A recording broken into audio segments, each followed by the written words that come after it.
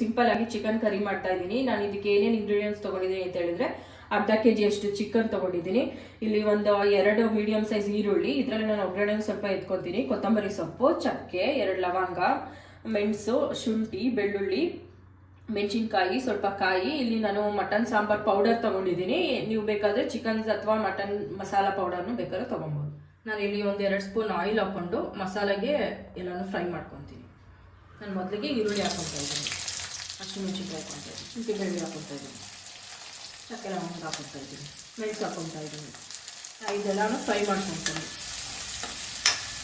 ಎಲ್ಲ ಚೆನ್ನಾಗಿ ಫ್ರೈ ಆಗಿದೆ. ನಾನು ಇವಾಗ ಆಫ್ ಮಾಡ್ಕೊತೀನಿ ಸ್ಟವ್ನ.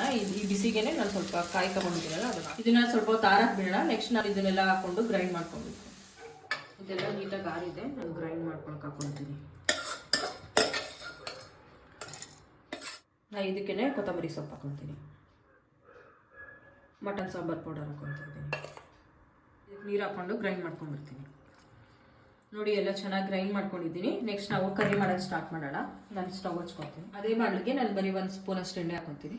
ನಾನು ಮೊದಲಿಗೆ ಈರುಳ್ಳಿ ಹಾಕ್ಕೊತಾ ಇದ್ದೀನಿ, ಚಿಕನ್ ಹಾಕ್ಕೊತಾ ಇದ್ದೀನಿ,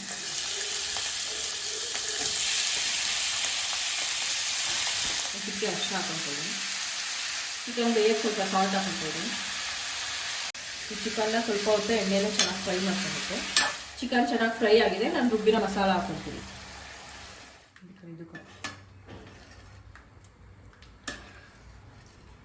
ನಾನು ಚಿಕನ್ ಬೇಯಕ್ಕೆ ಸ್ವಲ್ಪ ಸಾಲ್ಟ್ ಹಾಕೊಂಡಿದ್ದೆ. ಈ ಮಸಾಲೆ ಸ್ವಲ್ಪ ಹಾಕ್ಕೊತೀನಿ. ಮೀಡಿಯಂ ಫ್ಲೇಮಲ್ಲಿ 1/4 ಗಂಟೆ ಚೆನ್ನಾಗಿ ಬೇಯಕ್ಕೆ ಬಿಡಿ ಚಿಕನ್ನ. ನೋಡಿ ಚಿಕನ್ ಕರಿ ರೆಡಿ ಆಗಿದೆ. ನಾನು ಲಾಸ್ಟಲ್ಲಿ ಗಾರ್ನಿಷಿಂಗ್ ಸ್ವಲ್ಪ ಕೊತ್ತಂಬರಿ ಸೊಪ್ಪು ಹಾಕ್ಕೊತೀನಿ. ನೋಡಿ ನಾನು ಚಿಕನ್ ಕರಿನ ಸರ್ವ್ ಮಾಡ್ಕೊತಾ ಇದ್ದೀನಿ. ನಾನು ಇಲ್ಲಿ ದೋಸೆಗೆ ಕಾಂಬಿನೇಷನ್ ಆಗಿ ತೊಗೊಂಡಿದ್ದೀನಿ. ನೀವು ಬೇಕಾದರೆ ಮುದ್ದೆ, ಚಪಾತಿ ಅಥವಾ ರೈಸಿಗೆ ಕಾಂಬಿನೇಷನ್ ಆಗಿ ತೊಗೊಬೋದು. ತುಂಬ ಚೆನ್ನಾಗಿರುತ್ತೆ. Thanks for watching.